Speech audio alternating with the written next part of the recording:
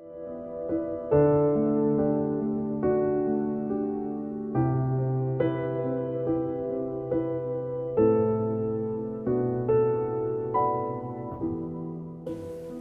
लग रहा है कि दर्शक के बिना भी ये बहुत सारी कलाएं अधूरी हैं, क्योंकि अगर वो नहीं है सामने तो आप किसके लिए कर रहे हैं, और जब नहीं हो तो होगी किसके लिए।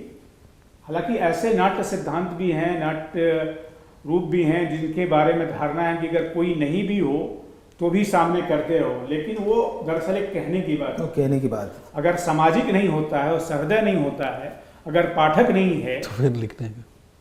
अंग्रेजी में तो रीडर रिस्पॉन्स क्रिटिसिज्म भी रहा है, तो अगर नहीं है पाठक, नहीं है दर्शक, तो कला कैसे, कला किस लिए, और जब कला नहीं है तो कलाकार कहाँ। तो ये बड़ा पेचीदा समय है।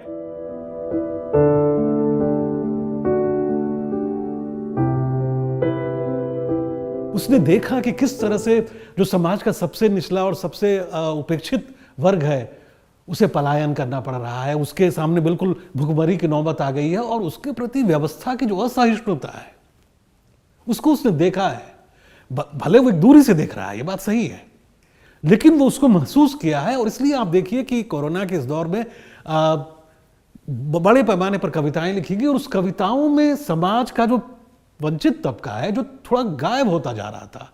पिछले एक दशक की कविता में ऐसा लग रहा था कि सर्वहारा वर्ग जो है थोड़ा कम उस पर ध्यान है, और राजनीति भी थोड़ी कम होती जा रही थी। मुझे ऐसा लगता है कि पिछले एक दशक की कविता में थोड़ा अराजनीतिकरण तेज हो रहा था या होने लगा था, लेकिन वो प्रक्रिया पलट गई।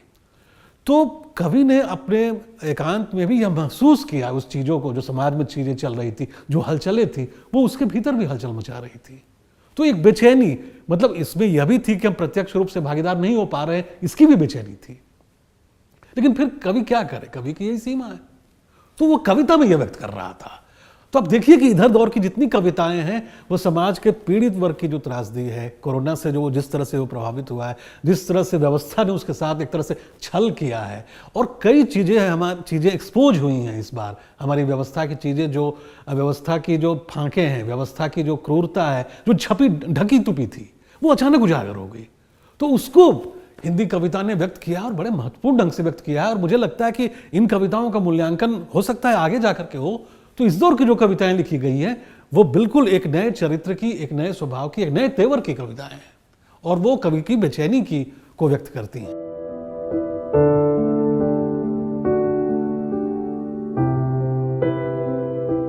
कोरोना काल की जो विधा थी, वो पूर्व की जो विधा थी वो यथार्थ की विधा थी। यथार्थ आपके सामने था, वो रियलिटी, अब लेकिन वर्चुअल रियलिटी है, आभासी यथार्थ है।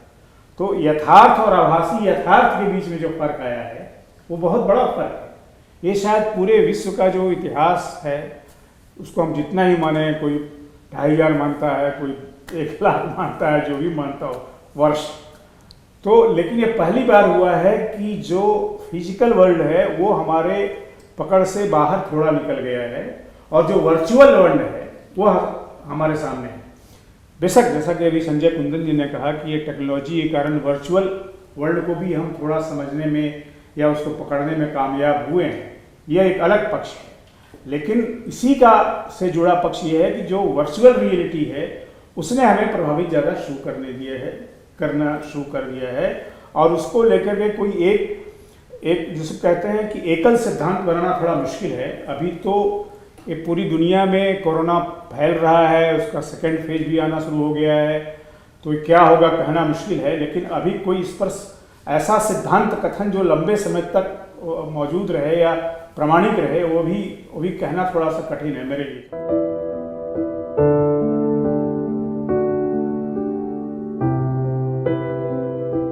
देखिए कुछ चीज़ों में ऑनलाइन, जैसे आर्ट की हम बात कर रहे हैं, कला की बात कर रहे हैं, इसमें ऑनलाइन एजुकेशन देना भी पूरी तरह संभव नहीं रह गया है। आपको दिल्ली में कॉलेज ऑफ आर्ट है या नेशनल स्कूल ऑफ ड्रामा है, वो क्या कला में या थिएटर में ऑनलाइन एजुकेशन दे सकते हैं?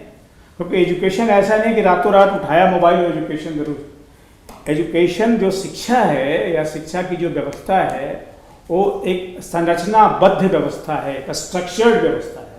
उसमें पाठ्यक्रम होता है, कौन क्या पढ़ाएगा, कैसे पढ़ाएगा, क्या पढ़ाएगा, करिकुलम क्या है, पाठ्यक्रम क्या है। तो आपके जो सारे पाठ्यक्रम हैं वो तो पूर्व कोरोना काल के हैं। अभी इस कोरोना काल में पाठ्यक्रम तैयार करना भी एक मुश्किल है कि हम जूम पर पढ़ाएंगे तो क्या पढ़ाएंगे। हर अनुभव तो अभिनय पढ़ा नहीं सकते, पेंटिंग में या स्कल्पचर में हर चीज़ पढ़ा नहीं सकते, या पढ़ा भी सकते हैं तो उसका पूरी एक संरचना बनानी पड़ती है। वो संरचना अभी बनी नहीं है और बनने में कितना समय लगेगा ये भी कहना मुश्किल है। तो जैसा कि बार बार हम लोगों की बातचीत में आ रहा है कि समस्याएं जटिल हैं, पर इसमें राह भी खोजनी है।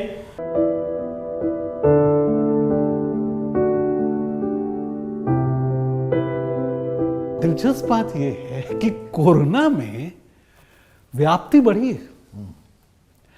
आपको फेसबुक के रूप में एक पत्रिका मिल गई है।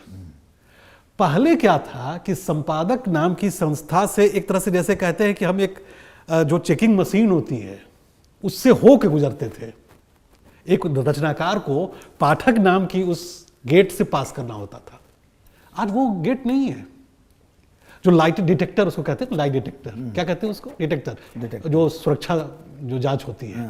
तो संपादक और प्रकाशक की सुरक्षा जांच से उसको गुजरना होता था। अब क्या है कि अब जो लिखता है वो खुद अपने को प्रकाशित कर सकता है। तो यह प्रक्रिया शुरू हो गई थी। कोरोना ने इस प्रक्रिया को और विस्तार दिया है। तो और चूंकि कुछ व्यवस्था भी ऐसी हो गई कि लोगों के पास थोड़ा फुर्सत भी था, तो साहित्य पढ़ने की जो स्थिति बनी, लोगों ने पढ़ना ज्यादा शुरू किया, ज्यादा लिखना शुरू किया। तो एक विचित्र बात यह कि साहित्य को थोड़ा फायदा हुआ है। क्वालिटी देखिए यह एक अलग मुद्दा है। क्वालिटी पर मैं बात कर रहा हूं कि यह जरूर हुआ कि अब प्रकाशन जो है वो थोड़ा आसान हुआ है, और जो फुर्सत मिला तो इसमें कुछ पाठक भी मिले और रचनाकारों की संख्या एक बार से आ गई। फुर्सत उसका योगदान है उसमें। तो अब कोरोना तो जब खत्म हो जाएगा तो क्या होगा यह है। तो इसमें मुझे लगता है कि कुछ पाठक तो आपको मिलेंगे, कुछ हट जाएंगे, ठीक है, फिर वो वापस लौट जाएंगे, लेकिन कुछ तो रह जाएंगे। कुछ नए रचनाकार आए इस दौरान तो वो रह जाएंगे, और इसी में एक मतलब मंथन जैसा कुछ होगा और कुछ अच्छी चीजें, धीरे धीरे खराब चीजें छट जाएंगी, अच्छी चीजें इसी में से निकलेंगी।